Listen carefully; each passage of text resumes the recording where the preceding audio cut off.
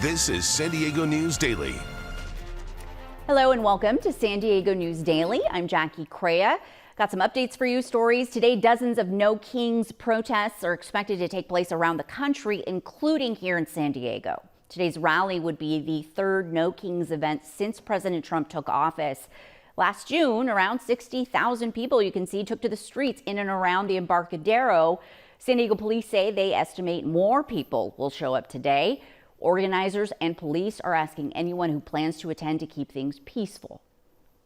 It's a way to say we can express ourselves without replicating the harms that the state does, without adopting the same violence that the state apparatus does through ICE, through Border Patrol, and through other mechanisms that seek to harm our communities. We're working closely with our partnering agencies like the Harbor Police and the San Diego County Sheriff's Department, who is responsible for the county admin building. So we have all the resources that San Diego PD has, we have available to us in case that there is an emergency, but we don't anticipate anything like that. A total of 22 rallies are planned across the county. A local vehicle manufacturing company has been working on a solar-powered vehicle. This is the Aptera. It's fully solar-powered with 3 wheels and kind of looks like a spaceship. We last checked in with Aptera Motors in November when the company had recently became listed on the NASDAQ and entered a shared purchase agreement.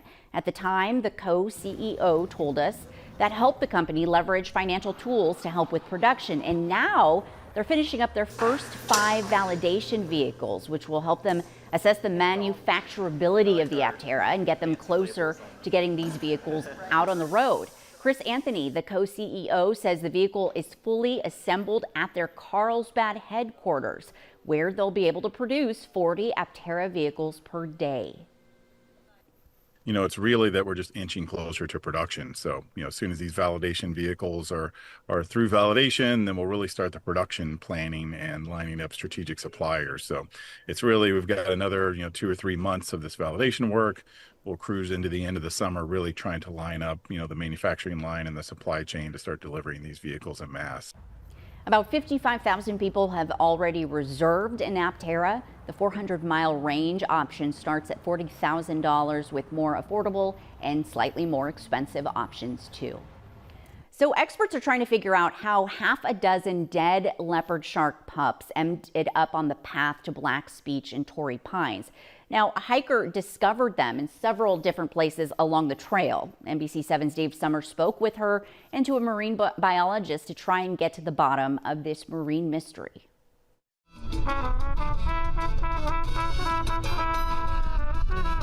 The sounds, the sunsets, the cliffs, and the ocean. There's a lot to love along the shores of Torrey Pines. What Emily Dean discovered on the foot trail next to the glider port, however, turned her stomach. It just really, really broke my heart. Last Sunday, while Dean and some friends were hiking down to Black's Beach, she photographed a half-dozen dead leopard sharks. They were covered in sand, but the ground around them was wet.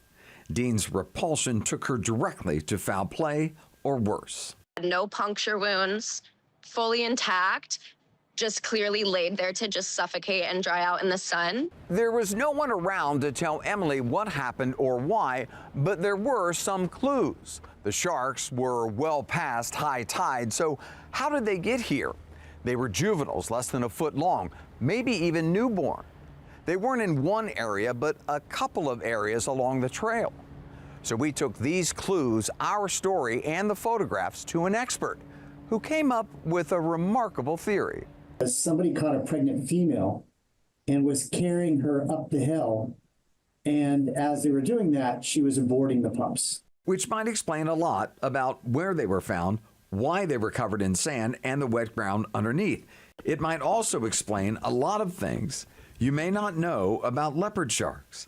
CSU Long Beach professor Chris Lowe says leopard sharks reproduce by live birth. In Southern California, pregnant mothers collect in shallow, warm water. Lowe says under threat or stress, the mothers will expel their offspring. That is a common thing that happens. And sometimes if that happens in the wild, some of those babies will survive.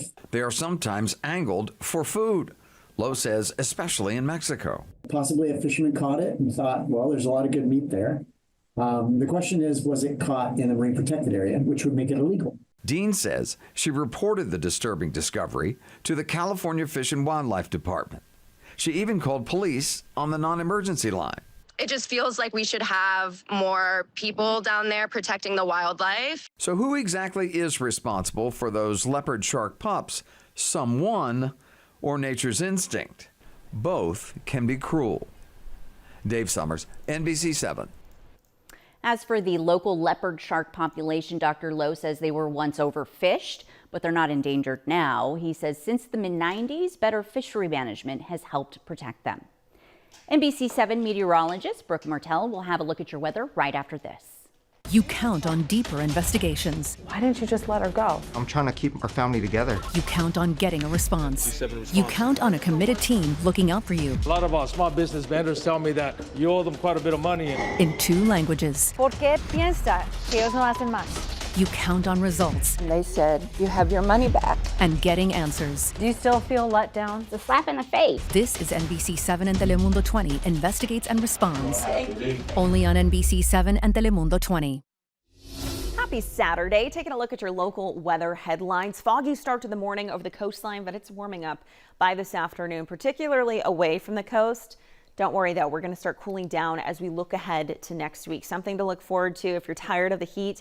Live look over Mount Laguna looking south. Beautiful start there. It's going to be warm over the higher elevations as well. I'll show you that in just a moment. But over in Oceanside, dense fog could linger through about 10 o'clock, but temperatures will climb into the mid-60s by then. We'll get back into those upper 60s, really hovering right around those low 70s along the coast for today. Moderate rip current risk and wave heights from 2 to 4 feet. Just be careful out there. Swim, surf near a lifeguard tower. And here's a look at that area forecast. So like I said, upper 60s to about the low 70s between Oceanside and La Jolla, warming up over downtown. I'm talking daytime highs in the low 80s, even Imperial Beach, 77 degrees in the forecast there today. We'll have 90s over most of your inland valley communities. That's trending about 20 degrees above the seasonal average. And over the mountains, 80s there, breezy across the county, near triple digits once again for the desert region. And if you're heading to Petco Park for the ball game, first pitch at 5:40 tonight, taking on Detroit once again. And you can see it's going to be a warm start there. So if you want to head downtown right when the gates open between about 3 and 4, we still have some low 80s in the mix. We'll get some cloud cover moving in. And then by about 7, 8 o'clock, we are hovering right around those upper 60s. It's going to be a nice evening over downtown. And what's happening for next week is we have this high pressure to our east. It's going to break down. And take a look at this. Low pressure to our north. We know low pressure means typically some cooler air, cloudier conditions, chances for rain even. But in this case, right now, it's just looking like mild temperatures for San Diego County as we get into about Tuesday through Thursday. Here's what it looks like on the 10-day forecast. You can see that those daytime highs trend down into those low 70s for downtown Wednesday through Thursday, mid 70s by midweek for the inland valleys. We could actually get back into those low 70s by Thursday too. Some relief from the heat, bringing us closer to near seasonal norms. Looking ahead to next weekend, Easter Sunday, you could see those temperatures from the mid 70s near the coast, mid 80s for the valleys. And here's a look at the mountains. They're also getting a break from the heat. Back to the low 60s by next week, some low 80s for the desert region. I'm telling you, some of these temperatures getting closer to those near seasonal averages before we warm up again by next weekend, Jackie. All right, Brooke, thank you.